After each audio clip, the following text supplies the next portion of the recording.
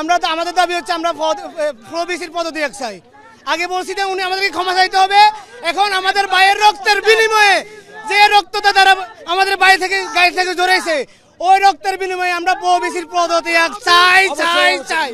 দেখেন আমরা শান্তিপূর্ণভাবে যখন অপমান করছে প্রবিসি, আমরা গিয়েছিলাম শুধুমাত্র বলে যে আপনি আমাদেরকে হচ্ছে করেন কি বলে যে হচ্ছে আমাদের 5 তারিখে আমাদের ভর্তিটা কমার বলার পরে সে হচ্ছে আচ্ছা কাজ করে আমরা সাংবাদিক সম্মেলন করি, চলেন সাংবাদিক সম্মেলন বলে দিই। পরে উনি খারাপ ব্যবহার করার ফলে আমরা আইসা বলছি এখানে আন্দোলন করছি, বলছি আইসা মাপ চাইলে আমরা চলে যাবো। 2-300 পোলাপান ছিলাম আমরা সর্বোচ্চ। পরে যখন তাও মানল না তখন বললাম যে আমরা তাইলে ওর কার্যালয়ে ঘেরাও করবো। পরে সবাই কার্যালয়ে ঘেরাও করার জন্য আমরা আসি নাই, আমরা আসছি যাতে করে ও আইসে কথা বলে, মানে আগায় আসছি একটু। ও তাও আসলো না, ও বাহিনী বানায়া পিছনে হচ্ছে মামুন বাহিনী বানায় পিছনে পাঠাইছে। আমাদের বড় ভাইরা যারা ছিল তারা বলছে আব্দুর রহমান তোরা সবাই চলে যা, আমরা সবাই চলে আসতেছিলাম। পুলিশ বলছে চলে যা, চলে যাওয়ার সময় এই মুহূর্তে পিছন থেকে ওরা পাটকে ছুটছে এবং লাঠি বেড়ে করছে। দেশীয় অস্ত্র হামলা ছিল, মামুন বাহিনীর হামলা, প্রবিসি মামুনের বাহিনীর হামলা। কারণ ওদের তো টাকার অভাব নাই, ওরা লোপারের টাকা ছাত্রদের পিছনে লিলিয়ে দেয়। এখানেও শান্তিপূর্ণ ছিলাম, জাস্ট উনি বলবে, আমরা আগে নিউজকে আপনাদের বলেছি যে আপনারা জাস্ট বলেন যে উনি মাপ চাইবে, মাপ চেয়ে 5টা দফা আছে। আমরা তো ঢাকা বিশ্ববিদ্যালয়ের সাথে নাই, কারণ ওরা তো চোরদের সাথে থাকবো না, বাংলাদেশের শিক্ষা সিন্ডিকেট ওদের সাথে থাকবো না। তো আমরা এর জন্য পরে বলছি যে আমরা ওদের আইসা 1 মিনিট বলবো, মামুন বলবে যে আমরা মাপ চাই পোলাপানের কাছে, কারণ মেয়েদেরকে অপমান করছে, আমাদের সবাইকে মাপ চাওয়ার জন্য আসছি। নিরিবিলি দাঁড়ায় আসছি, ওরা আইসা মাপ চায় না। পরে যখন আমরা ভাইরা বললো, ওরা তখন ওইখান থেকে এগ্রেসিভ হয়ে আসছে, আমরা তো খালি হাতে আসছি, লাঠি সোজা কারো হাতে নাই। পরে পোলাপানের মানে নিরাপত্তার স্বার্থে আমরা একটু পিছন থেকে আসতেছিলাম, পিছন থেকে ওরা হামলা করছে। মামুন বাহিনী হামলা করার পরে তখন পোলাপান আমার ঢাকা কলেজ কেমন, আচ্ছা ঢাকা কলেজ কেমন আপনারা তো জানেন, এটা তো কেমন পরাজয় মানে না, কখনো মরে যাবে তাও পরাজয় মানবে না। এবং ওই মুহূর্তে পোলাপান পরে ওইখান থেকে হয়ে আসে। আমাদের বৈষম্য ছাত্র আন্দোলনের সমন্বয় প্রধান আমাদের রাকিব আমার ভাই, ও রাকিব পুরো একদম ওকে মাইরা পুলিশ, এবং ওরা একদম এখন ভয়াবহ অবস্থা, পুলিশ মারছে নিউমার্কেট থানার ওসি মহসিনের নেতৃত্বে মারছে আমার চোখের সামনে, তারা মেরে ও অবস্থা খারাপ। এখন আমরা 7 কলেজের সবাই সমন্বয় করে বলছি যে হচ্ছে এখন যেহেতু আমাদের নিজেদের এখন আর স্ট্যামিনা নাই, মানে স্ট্যামিনা বলতে আমরা মরে গেলে তো কোনো সমস্যা নাই, কিছু করার নাই, তো এখন অস্তিত্বের প্রশ্ন। কিন্তু এখন চিন্তা করছি যে সবার সামষ্টিক স্বার্থে আমরা একটু সাংবাদিক সম্মেলন করবো আমাদের ঢাকা কলেজ অডিটোরিয়ামে। এর মাধ্যমে কাল থেকে কঠোর কর্মসূচি ঘোষণা হবে এবং এই প্রবিসি মামুনকে রাষ্ট্রদ্রোহী মামলা দিতে হবে। রাষ্ট্রদ্রোহী মামলা দিয়ে প্রবিসি মামুনকে এখান থেকে বরখাস্ত করতে হবে। বরখাস্ত করে এই 7 কলেজ ঢাকা বিশ্ববিদ্যালয়ের আন্ডারে আর কোনো কার্যক্রম চলবে না।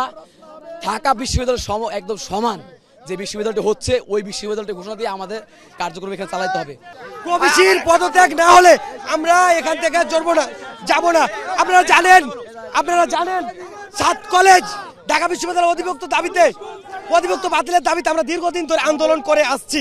আজকে ঢাকা বিশ্ববিদ্যালয় অধিভুক্ত 7 কলেজের অর্ধশত শিক্ষার্থী প্রবিসির রুমে যায়, সেখানে প্রবিসি তুচ্ছ তাচ্ছিল্য করে আমাদেরকে বের করে দেয়। পক্ষান্তরে আমরা কি করলাম, প্রবিসির পদত্যাগের দাবিতে তিনি যেন আমাদের ক্ষমা চাই এই বিবৃতি দেয়।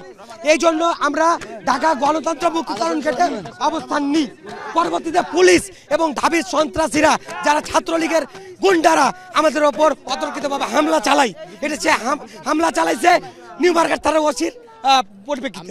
ঘটনা হলো আসলে আমাদের ছাত্র প্রতিনিধিরা ঢাকা বিশ্ববিদ্যালয়ের প্রবিসির সাথে সাক্ষাৎ করতে গিয়েছিল, আমাদের এই যে ঢাকা ইউনিভার্সিটি থেকে আলাদা হয়ে স্বতন্ত্র একটা বিশ্ববিদ্যালয়ের দাবিতে। কিন্তু ওইখানে যাওয়ার পরে প্রবিসি অসৌজন্যমূলক আচরণ আমাদের সাথে করে, আমাদের নিজ নেতৃবৃন্দের সাথে করে। তখন থেকে ওইখান থেকে বেরিয়ে এসে আমরা নীলক্ষেত মোড়ে এবং সায়েন্স ল্যাব মোড়ে শান্তিপূর্ণ আন্দোলন করি। কিন্তু শান্তিপূর্ণ আন্দোলনের মধ্যে ওইখান থেকে উস্কানি আসে যে আমাদেরকে ঢাকা কলেজে হামলা করবে, ঢাকা ইউনিভার্সিটি থেকে উস্কানি আসে। তখন আমরা ঢাকা ইউনিভার্সিটির অভিমুখে প্রবিসির বাসভবন ঘেরাওয়ের কর্মসূচি ঘোষণা আসে। তখন ঢাকা ইউনিভার্সিটির প্রবিসির ঘোষণা আসার পর আমরা যখন ওইদিকে অগ্রসর হই, গণতন্ত্র তরুণের কাছে গেলে পুলিশ আমাদের উপর অতর্কিত হামলা করে। পুলিশের পাশাপাশি ঢাকা বিশ্ববিদ্যালয় থেকে আমাদের উপরে হামলা করে। আমাদের অসংখ্য নেতাকর্মী, আমাদের অসংখ্য সাধারণ শিক্ষার্থী আহত হয়েছে। আহতের পরিমাণটা 50 থেকে 60 জনের কম হবে না।